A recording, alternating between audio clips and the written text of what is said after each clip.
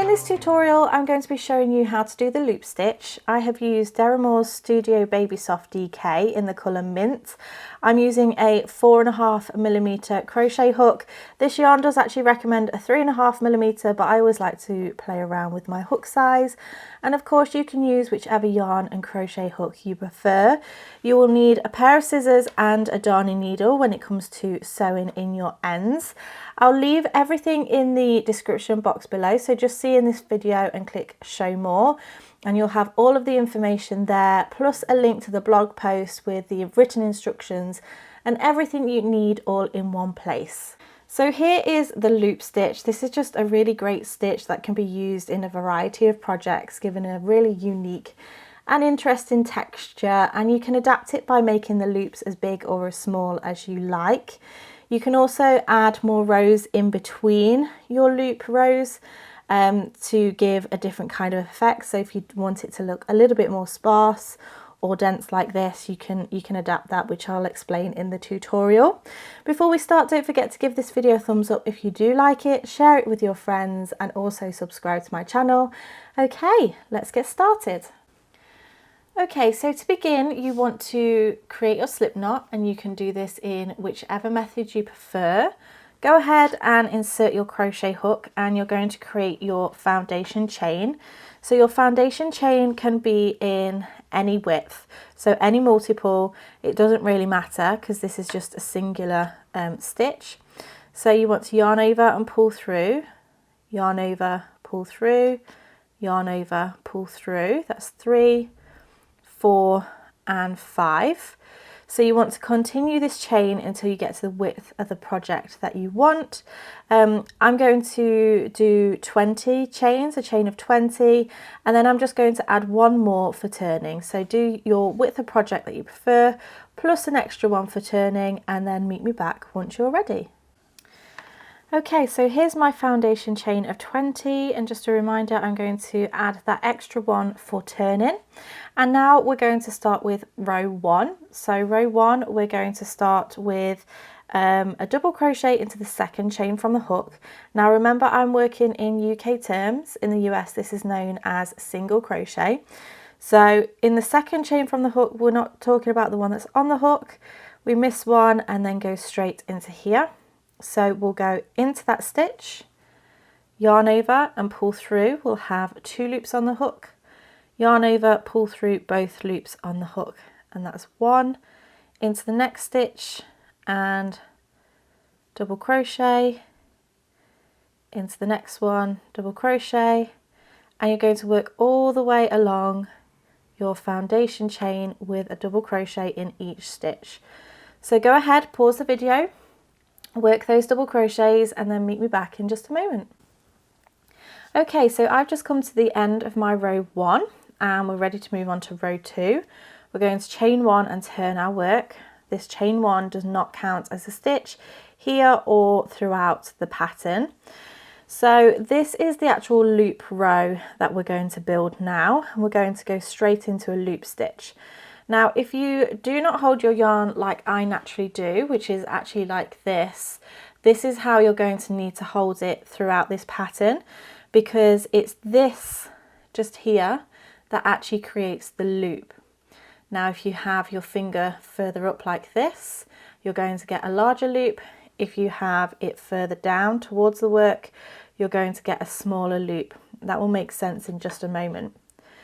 So what we want to do here is we are going to insert our hook straight into this stitch, this very first stitch, and then instead of yarning over like we would normally do, you're going to yarn under.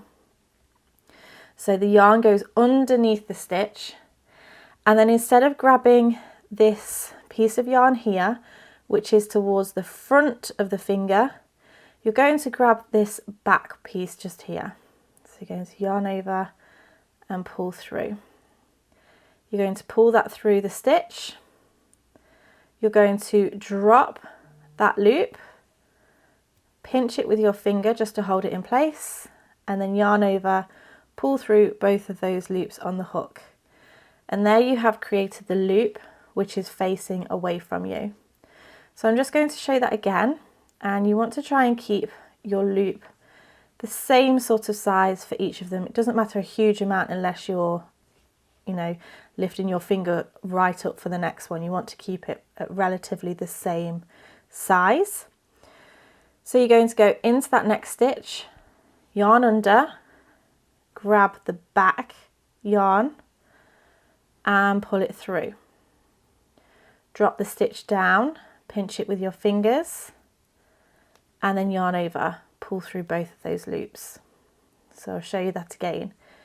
Into the next stitch, yarn under, grab the back piece of yarn, yarn over, pull through, drop the loop, pick up the yarn again, and yarn over, pull through 2.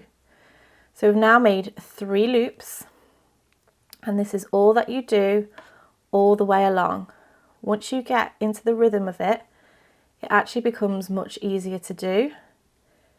It's just a matter of working out a way that feels best for you. So yarn under, grab the back piece of yarn, pull through 2, drop the yarn and pull through 2. Once more, into the stitch, yarn under, grab the back piece of yarn and pull through the stitch, drop the loop, and then yarn over, pull through 2. So you're basically doing a double crochet or single crochet if you're in the US, but you're leaving out a lot of yarn to create your loop.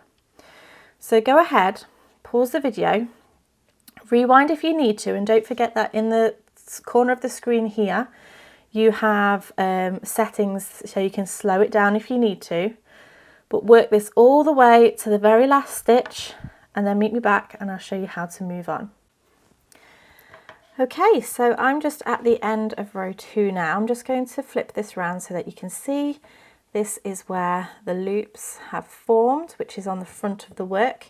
Now, if you wanted to use this as a border, which you could quite easily do, say if you're using it for the border of a cushion or something, you could just work that row.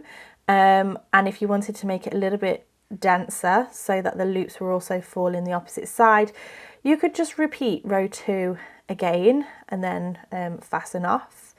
But we're actually going to build this into, you know, a solid fabric.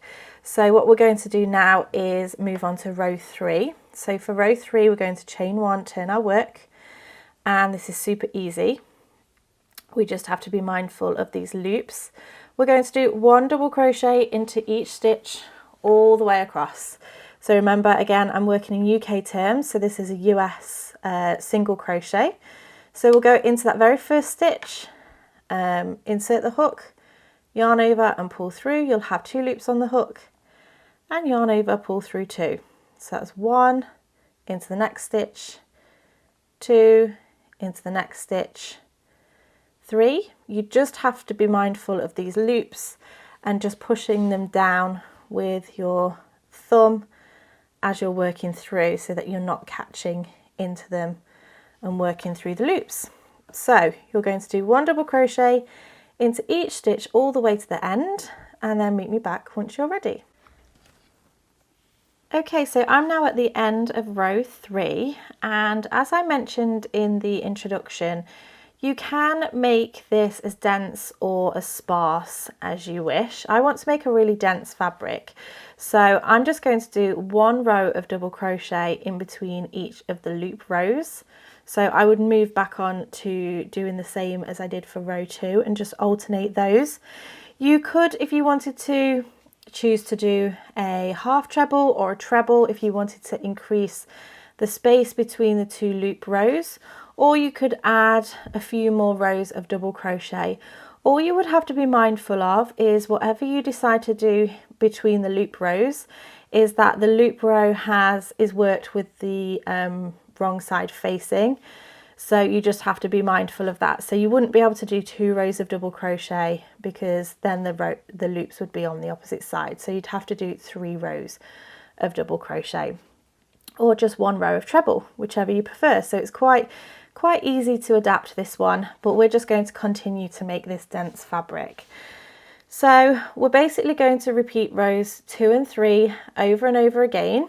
So we're going to chain 1 and turn our work, and then this is where we're going to do this loop stitch again. So we're going to go into that very first stitch, and then being mindful of how much we're pulling on this yarn.